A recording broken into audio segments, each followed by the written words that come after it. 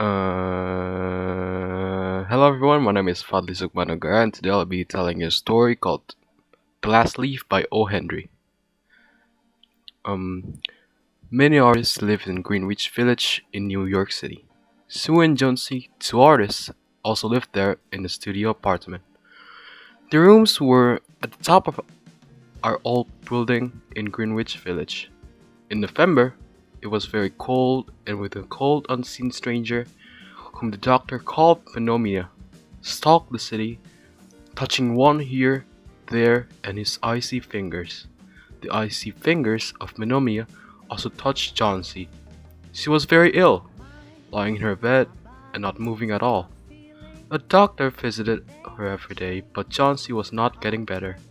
One morning, the doctor spoke to Sue outside Johnsy's room.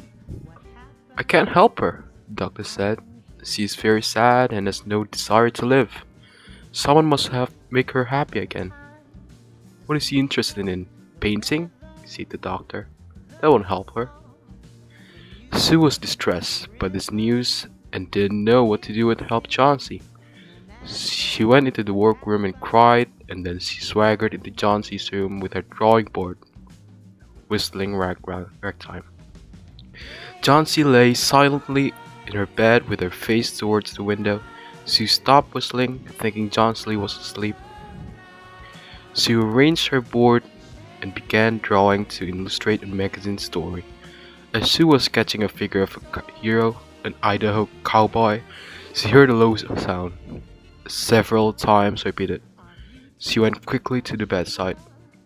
Johnsie's eyes were open wide. She was looking out to the window, counting backwards. 12, she said, a little later 11, and then 12, and then 9, then 8, and 7, almost together. She looked out to the window, wondering what was there to count. There was only a bare, dreary yard to be seen, and the blank side of the brick house 20 feet away. An old ivy vine gnarled and decayed on the roots, climbed halfway up to the brick wall. The cold breath of autumn has stricken its leaf from the vine until its skeleton branches clung almost bare to the crumbling bricks. "What is it, dear?" asked Sue. "6," said Johnsy in almost a whisper. "They're falling faster now. 3 days ago there were almost 100. My head ached when I was counting them, but now it's easy. There goes another one. There are only 5 left now." "5 what, dear? Tell me." "Leaves on the ivy vine. One last one dulls, I must go too. I've known that for 3 days. Didn't the doctor tell you?" "Oh, I never heard such nonsense," complained Sue with magnificent scorn. "What have the old ivy leaves to do with your getting well?" "Try to sleep," said Sue. "I must call Burnham up to be my model for old hermit miner. I'll not be gone a minute. Don't cry to move till come back." Old Burnham was a painter who lived on the ground floor at the same building. He was 60 years old and had always dreamed of painting a masterpiece, but unfortunately, till now, he was not able to fulfill his dream. Sue found Burnham in his dimly lighted apartment sitting in his chair.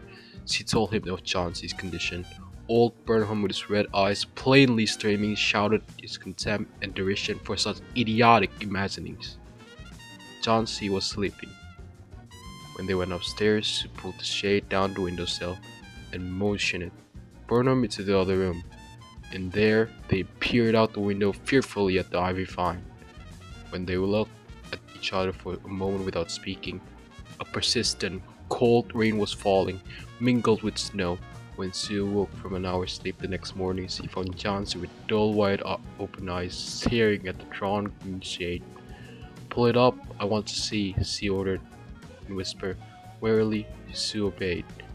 "It is the last one," said Johnsy. "It will fall today, and I shall die at the same time." "Dear, dear," said Sue, leaning on her worn face down the pillow. "Think of me. But you won't think of yourself. What would I do?" But Johnsy did not answer. The leaves stayed on the final day. That night there was more wind and rain. When it was light enough, Johnsy commanded the shade to be raised. The ivy leaf was still there. "I've been a foolish girl, Sue," said Johnsy. I want to die, but at least the last leaf stayed on the vine to teach me a lesson. Please bring me some soup now. You know, Sue, someday I have to paint the bay Naples. The doctor visited the girls in the afternoon. Take good care of your friends, he said. He's going to get well. Now I have to go downstairs.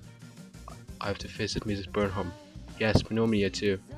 I must send him to the hospital. The next day, the doctor said to Sue she's out of danger. You won. The shouldn't care now, that's all. And that afternoon, Sue came to the bed where Chauncey lay, contentedly knitting a woolen shouldered scarf. I have something to tell you, dear, she said. Mr. Burnham died of pneumonia today in the hospital. He was ill only 2 days ago. Janet had found him in the morning of his first death in his room downstairs, helplessly in pain. His shoes and clothing were wet to an icy cold. They couldn't imagine where he had been on such a dreadful night, and then they found a lantern, still lighted, and a ladder that had been dragged from its place, and some scattered brush and a palette with green and yellow colors mixed into it. And look out the window, dear, at the last ivy leaf on the wall. Did you wonder why it never fluttered or moved when the wind blew? Oh, darling, it's Berman's masterpiece. He painted there the night that the last leaf fall. Thank you for listening, and this is the story of the last leaf.